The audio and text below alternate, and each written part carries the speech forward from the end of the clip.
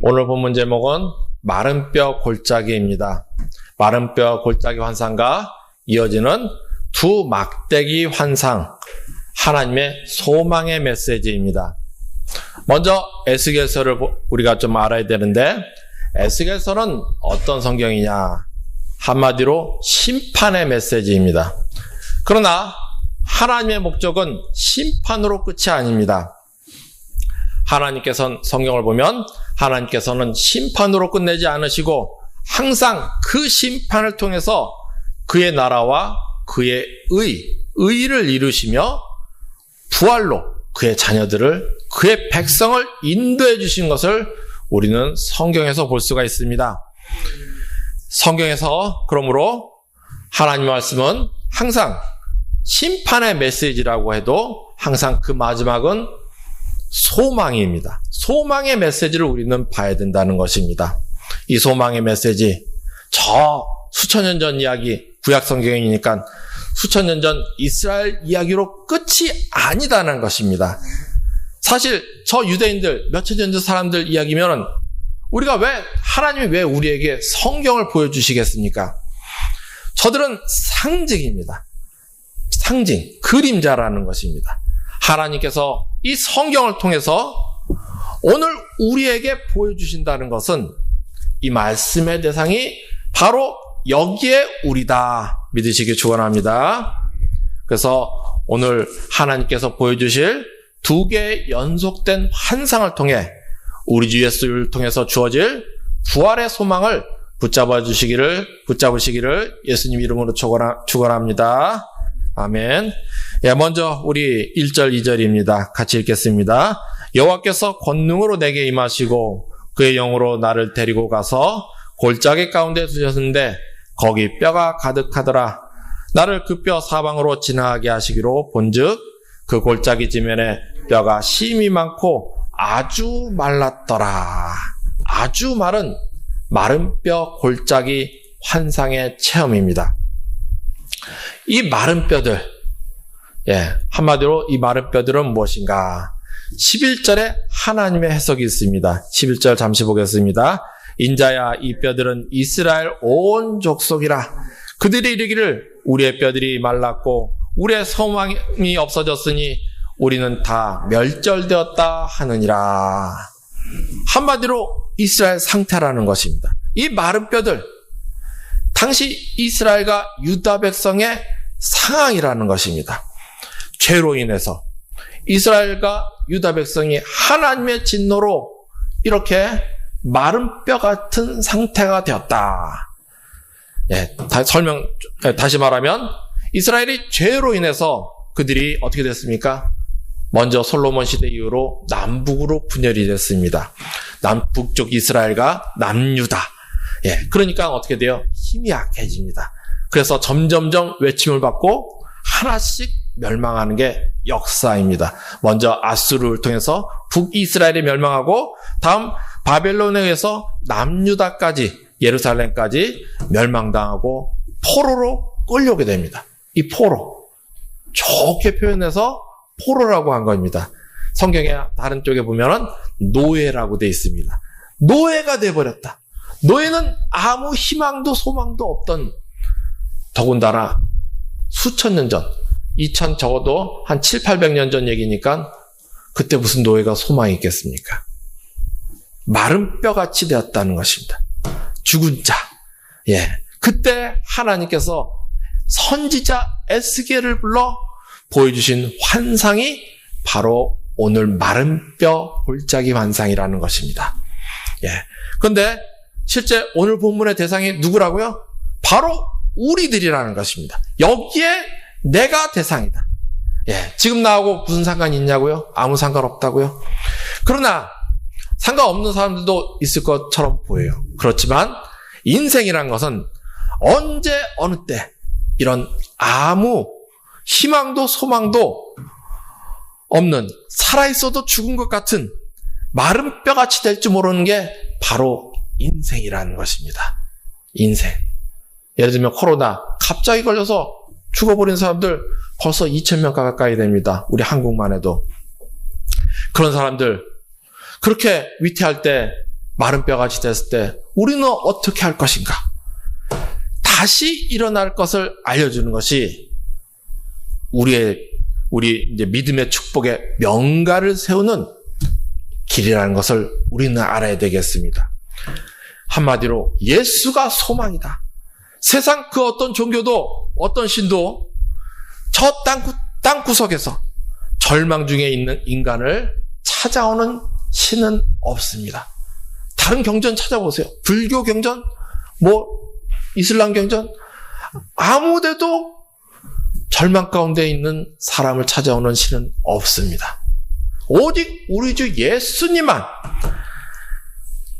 세상 만물의 창조자여 주권자이심에도 이 땅에 우리를 불쌍히 여겨 찾아오신 주님이라는 것입니다. 유일한 소망이 되신 우리 주 예수를 믿고 우리는 다시 일어나야 되겠습니다. 본문은 이것을 강조해주는 환상이라는 것입니다. 이어 3절입니다. 주님께서 부르십니다. 3절, 그가 내게 이르시되 인자야 이 뼈들이 능히 살 수 있겠느냐 하시기로 내가 대답하되 주 여호와여 주께서 아시나이다. 이 고백을 우리는 봐야 됩니다. 에스겔의 고백. 주 여호와여 주께서 아시나이다. 내팽개치는 태도가 아니고 이건 신본주의의 표현입니다. 신본주의. 우리가 어떤 일을 행함에 있어서 사람이 노력하는 것은 당연한 것입니다. 내 공로가 아니라는 거예요. 우리 성도들도 따라서 필사적으로 노력해야 됩니다. 당연한 것입니다. 그러나 그래서 복을 받았을 때 우리가 절대 잊는 것이 안 되는 것은 이를 이루시고 성취하시는 것은 오직 우리 하나님뿐이라는 것입니다. 잠언 19장 1절, 사람이 마음에는 많은 계획이 있어도 오직 여호와의 뜻만이 완전히 서리라. 또 하나님께서 뭐라고 하셨습니까? 이를 성취하시는, 행하시는, 일을 성취하시는 하나님이라고 성경에 써 있습니다. 그러므로 우리는 어떻게 해요? 성도의 자세는 항상 노력은 하지만 성령 하나님을 인정해야 돼요.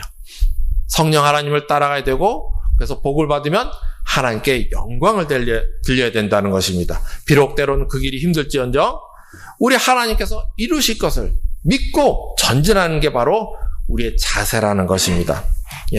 그런데 4절에서 6절에 보면 주님께서 이때 에스겔에게 대언하라 명령하십니다. 대언의 내용은 무엇입니까? 부활입니다. 부활의 약속. 우리 4절에서 6절 같이 읽겠습니다. 또 내게 이르시되 너희 모든 뼈에게 대언하여 이르기를 너희 마른 뼈들아 여호와의 말씀을 들을지어다. 주 여호와께서 이 뼈들에게 이같이 말씀하시기를 내가 생기를 너희에게 들어가게 하리니 너희가 살아나리라. 생기가 중요합니다.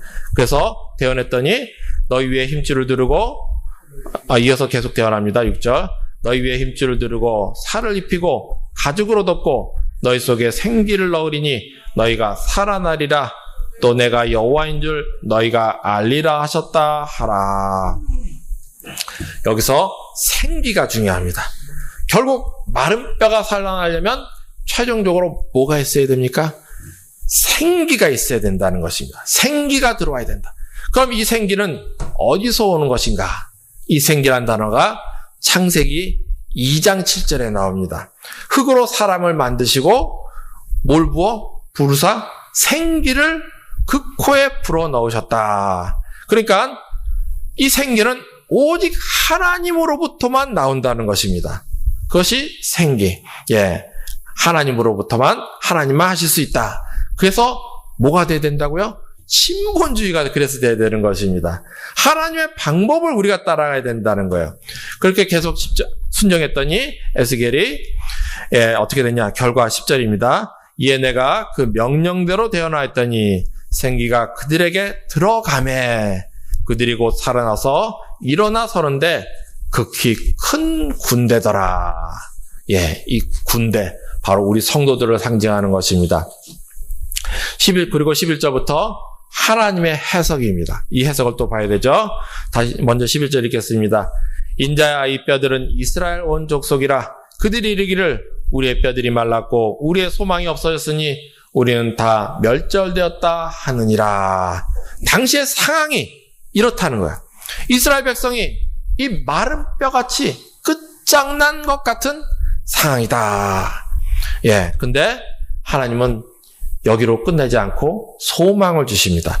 12절 13절입니다. 같이 읽겠습니다. 그러므로 너는 대언하여 그들에게 이르기를 주 여호와께서 이같이 말씀하시기를 내 백성들아 내가 너희 무덤을 열고 너희로 거기서 나오게 하고 이스라엘 땅으로 들어가게 하리라. 내 백성들아 내가 너희 무덤을 열고 너희로 거기서 나오게 한즉 너희는 내가 여호와인 줄 알리라. 아멘. 예. 그리고 이어서 중요한 게 나옵니다. 어떻게 이것을 성취하시느냐? 예, 중요합니다. 우리 14절 같이 읽겠습니다. 내가 또 내 영을 너희 속에 두어 너희가 살아나게 하고. 예. 성취의 방법은 하나님의 영. 내가 또 내 영을. 누굽니까? 하나님의 영이죠. 이것을 오늘 신약시대에는 뭐라고 부릅니까? 성령 하나님이다. 성령 하나님을 말하는 것입니다. 성령 하나님이, 그래서 바로 성령의 하나님이 주도적으로 역사하시는 오늘 시대, 성령을 우리는 더 중요하게 따라야 된다는 것입니다. 성령의 인도를 받아야 된다는 것입니다. 예, 그리고 30장 환상은 여기서 끝이 아닙니다. 이어서 두 막대기 환상이 나옵니다. 분리된 두 막대기가 하나로 합쳐지는 환상. 15절입니다. 여호와의 말씀이 또 내게 임하여 이르시되 인자야 너는 막대기 하나를 가져다가 그 위에 유다와 그짝 이스라엘 자손이라 쓰고 또 다른 막대기 하나를 가지고 그 위에 에브라임의 막대기 곧 요셉과 그짝 이스라엘 온 족속이라 쓰고. 그러니까 두 개의 막대기죠. 북쪽 이스라엘과 남쪽 유다의 막대기. 17절 그 막대기들 그러니까 앞에 두 개의 막대기죠. 막대기들을 서로 합하여 하나가 되게 하라. 내 손에서 둘이 하나가 되리라. 이것이 무슨 뜻이냐? 예, 죄로 인해서 분열된, 그래서 약하고 멸망하게 된 그런 백성의 상징이 두 막대기라는 거예요. 이스라엘이 왜 망했냐? 영적으로는 죄지만 실질적으로는 이렇게 분열돼서 멸망했다는 것입니다. 분열되니까 힘이 없어지고 그 틈을 타 원수의 공격에 대항을 못하고 전 세계로 망해서 흩어졌다. 예, 이들은 저 수천 년 전에 이스라엘만이 아닙니다. 상징.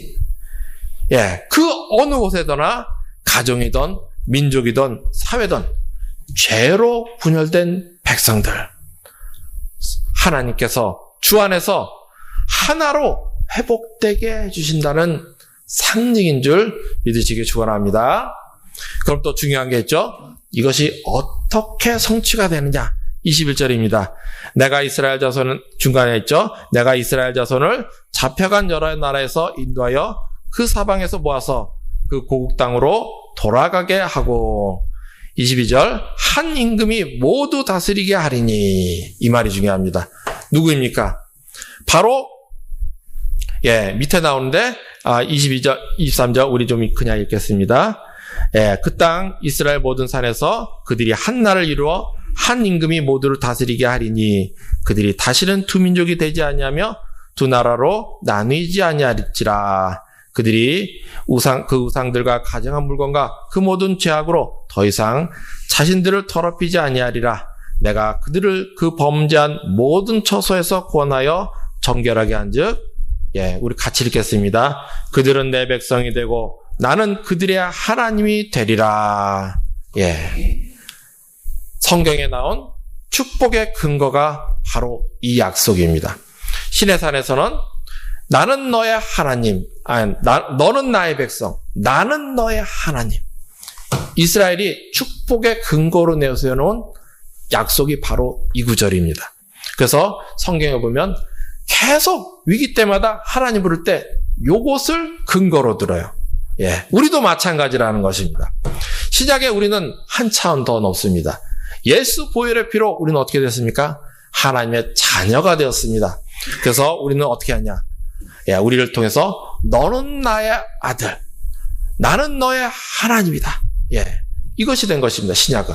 그래서 우리는 하나님의 자녀가 된 것을 근거로 예수 이름으로 이것을 내세워야 되는 것입니다. 그래서 그러니까 결국 우리의 축복의 근거는 앞으로 뭐가 된다? 여기 환상대로 한 임금이 다스림으로 이 복을 받아 누린다. 누구십니까? 바로 우리 주 예수라는 것입니다. 그것이 24절 내 종 다윗이 그들의 왕이 되리니. 다윗, 그들에게 한 목자가 있을 것이라. 25절 내 종 다윗이 영원히 그들의 왕이 되리라. 다 예수입니다. 예수. 다윗에게 약속한 영원한 왕권, 그것을 가리킬 때 성경에서 다윗은 이제 죽어서 천국 갔으니까 그 영원한 왕권, 다윗에게 약속한 다윗에게 약속한 영원한 왕권을 말할 때 다윗이라 이렇게 상징적으로 말하는 것입니다. 성경에서. 그래서 그걸 누가 가지셨습니까? 바로 우리 주님이 예수가 가지셨다는 것이요. 그래서 십자가 부활의 은혜를 통해서 우리에게 이 축복을 주시게 되는 것입니다. 마른 뼈 환상은 이렇게 부활의 약속, 또 두 막대기 환상은 회복의 환상입니다. 이 모든 축복, 그러니까 이 모든 은혜는 바로 만왕의 왕 대신 우리 주 예수를 통해서 주어진다는 것입니다. 그래서 신약에 예수님께서 십자가에 달리실 때 가야바 대제사장이 어떻게 모의할 때 어떻게 했죠? 성경에서 이것을 이렇게 해석합니다. 이 말은 스스로 함이 아니요, 예수께서 흩어진 자녀들을 모아 하나가 되게 하기 위하여 죽으실 것을 미리 말함이러라. 흩어진 하나님의 자녀들을 모아 하나가 되게 하신다. 이것이 바로 예수님께서 이렇게 하실 것을 예언하는 것이 바로 오늘 환상이라는 것입니다. 예수의 은혜로, 십자가 은혜로 이 축복의 주인공이 되었다. 주인공이 된 줄 믿으시기 축원합니다. 그리고 이어서 또 중요한 게 나옵니다. 하나님께서 이 화평의 언약을 어떻게 이루시느냐? 하나님의 성소를 우리 가운데 세워서 영원히 이것을 이루신다.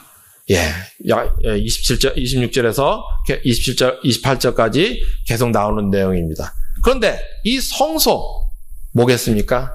다시 예루살렘의 성전 말한 거예요? 아닙니다. 건물이 아니에요. 바로 오늘날 신약시대에는 우리 안에 성령의 전을 말하는 것입니다. 고린도전서 16장 너희 몸은 너희가 하나님께로부터 받은 바 너희 가운데 계신 성령의 전인 줄 알지 못하느냐. 우리 주 예수님은 승천하사 하나님 우편에서 지금 중보기도하고 계십니다. 그러면 우리 가운데 다른 보혜사 하나님이 계신다는 것이죠. 그래서 회복의 약속을 이루시는데 누구시냐? 바로 성령 하나님이라는 것입니다. 그래서 우리 가운데 이 하나님의 전에 있음을 우리는 알아야 되겠습니다. 성령 하나님. 오늘은 삼위일체 하나님 중 성령 하나님께서 이 땅에 우리에게 강령하신 성령 강림절입니다. 우리 주 하나님을, 성령 하나님을 찬양합니다. 그러므로 오늘 신약시대는 성령과 성령 충만, 성령과 동행하는 것이 절대 중요하다는 말인 것입니다. 본문 에스겔서 37장 마른 뼈 골짜기 환상, 이어지는 두 막대기 환상, 이 소망의 메시지는 바로 우리 주 예수 그리스도를 통해 주실 이 부활의 축복, 회복의 축복의 약속뿐만 아니라 이것을 어떻게 이루실지를 우리에게 보여주는 것입니다. 바로 성령 하나님을 통해서 우리에게 이것을 이루어 주신다.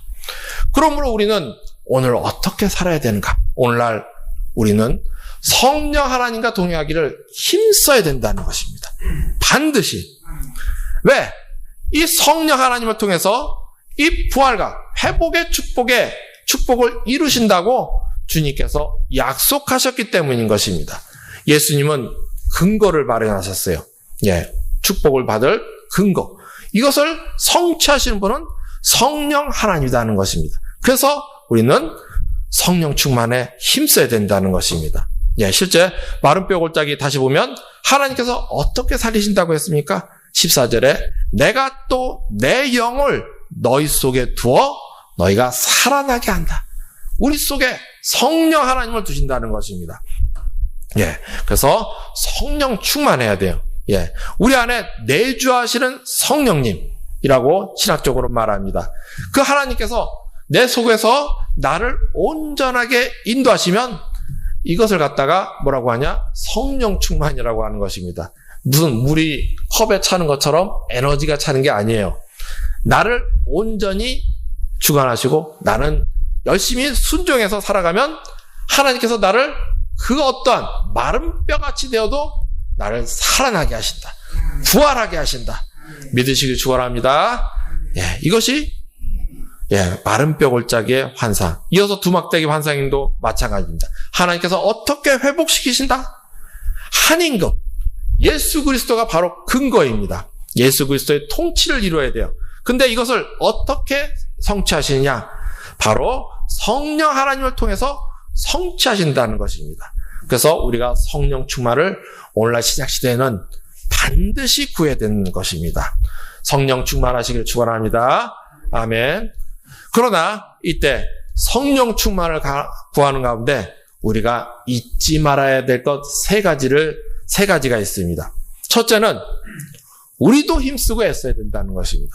순종하는데 우리가 예수를 믿었으면 어렸을 때 저는 그냥 그 부흥사들이 그냥 잘 될 것처럼 막 얘기하니까 과정을 빼먹었어요. 그 과정을 빼먹고 항상 결과만 딱 얘기하니까 저는 무조건 잘 되는 건 막 내가 뭐 그냥 가만히 있어도 알아서 잘 될 줄 알았습니다.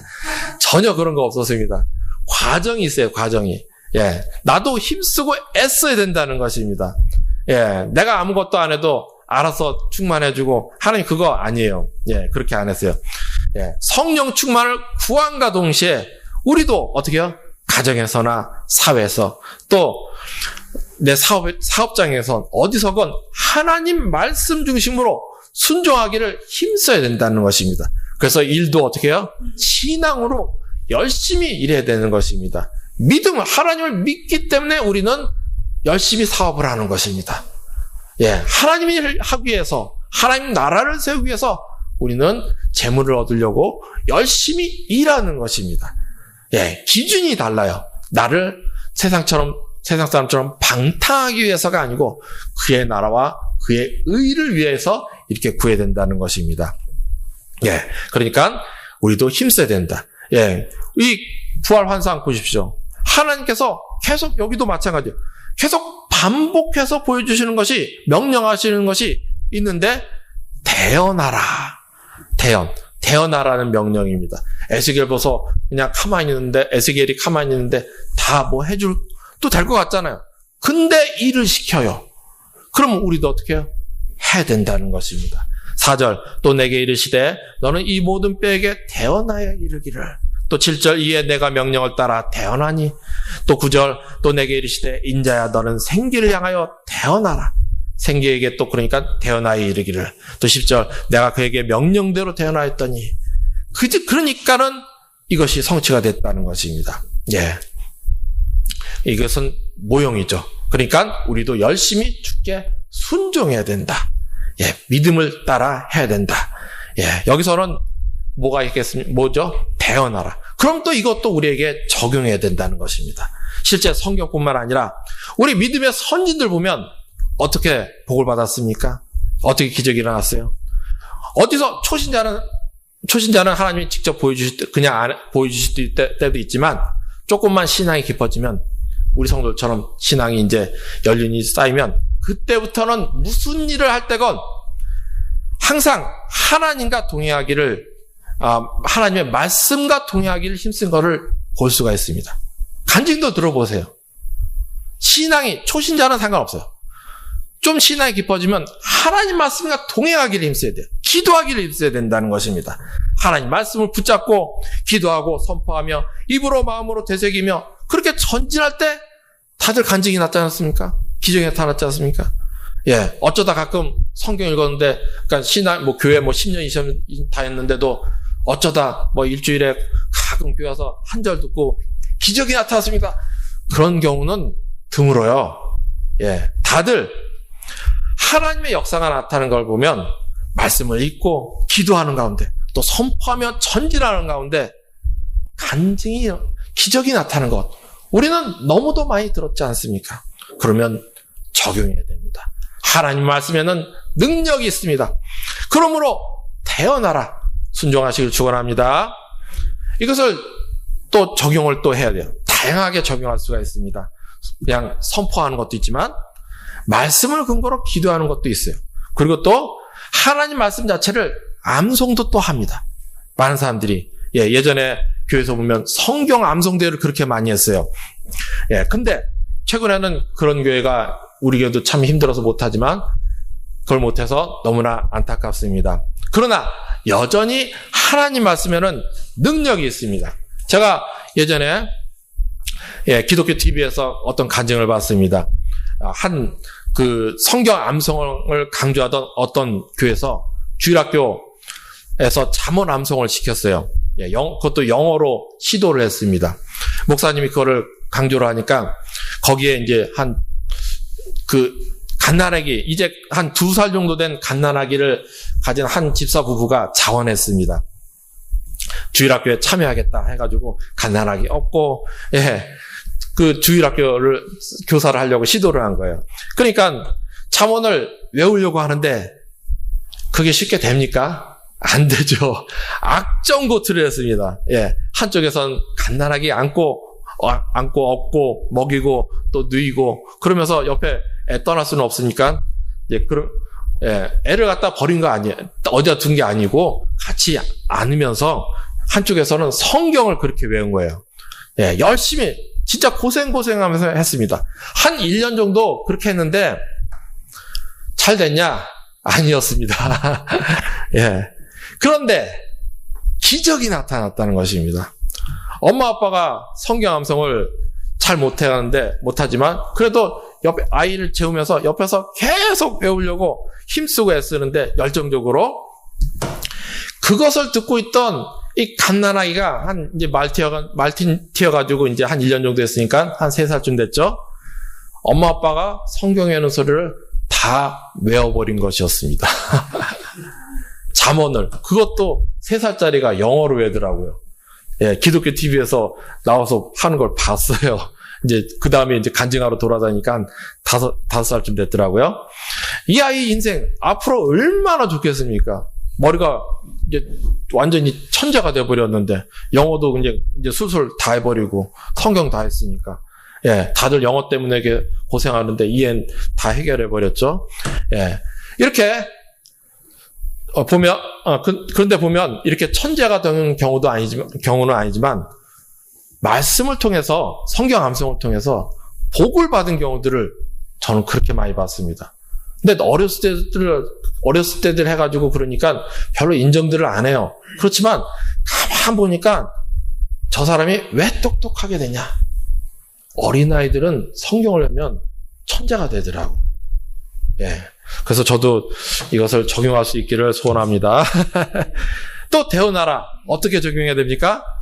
말씀 그대로 나와 내 인생, 가정과 산업을 향해서 이 명령을 해야 된다는 것입니다. 여기 나온 거 생기야 사방에서 와서 어떻게요? 첫 번째 와서 두 번째 이 죽음을 당한 자에게 붙어서 세 번째 살아나게 하라. 그러면 내 가정에 이것을 선포를 해야 된다. 이게 바로 신앙입니다. 우리 따라하겠습니다. 생기야 사방에서부터 와서 먼저 예수 이름으로 해야죠. 예수 이름으로 명하노니 생기야 사방에서부터 와서 예수 이름으로 명하노니 생기야 사방에서부터 와서 나의 병든 육신 나의 병든 인생 가정과 사업에 불어서 살아나게 하라. 살아나게 하라. 하나님께서 이것을 내 가정과 사업에 선포하라고 하신 줄 믿으시길 축원합니다. 이게 우리가 사는 법이에요. 실제 그럴 때 간증들이 많습니다. 역사가 많다는 거예요. 하나님의 역사가. 그러므로 우리도 이것을 힘쓰고 했으면 순종해야 된다는 것입니다. 앞에 아침에 일어나서 막 불평불만하고 짜증내봤자 그러면 어떻게 돼요? 나만 죽어요. 사는 법은 하나님 말씀대로 이렇게 생기를 불어넣어야 된다는 것입니다. 그럴 때 하나님께서 말씀대로 살리신다는 거예요. 믿으시길 축원합니다. 아멘. 이렇게 우리도 힘쓰고 애써야 된다. 첫 번째. 두 번째, 성령 충만하면서 잊지 말 것. 두 번째는 신본주의 태도입니다. 에스겔의 고백 3절에 주 여호와여 주께서 하시나이다. 완전 신본주의 태도 때문에 이 말을 한 거예요. 그러니까 성도는 하나님의 영광을 절대 가리면 안 된다는 것입니다. 하나님의 역사에 하나님의 축복을 받고 은혜를 받고 반드시 하나님을 드러내야 됩니다. 그런데 많은 사람들이 이것을 있는 것을 많이도 봤습니다. 그러면 잘 되냐? 안 됩니다. 치명적인 실수가 바로 이거예요. 그래서 권해도 희한하게 안 듣는 분들이 있어요. 근데 복을 받냐? 아닙니다. 절대 하나님의 영광을 가리지 마시기 축원드리겠습니다. 모세가 왜 가나안 땅에 못 들어갔습니까? 바로 이것 때문입니다. 다시 정확히 말씀드리면 출애굽 때 모세가 광야에서 반석을 쳐서 샘이 나게 하는데 그저 하나님 어떻게 말씀하셨어요? 명하라고 하셨어요. 그저 말만 해도 물이 나오는데 그때 워낙 백성들이 원망을 하니까 이 모세와 아론이 너무너무 분통이 터진 것이었습니다. 왜냐하면 이 백성들이 걸핏하면 뭐라고 하면 뭐 하려고 우리를 죽이려고 데려와서 이 고생을 시키느냐 계속 불평을 40년 동안.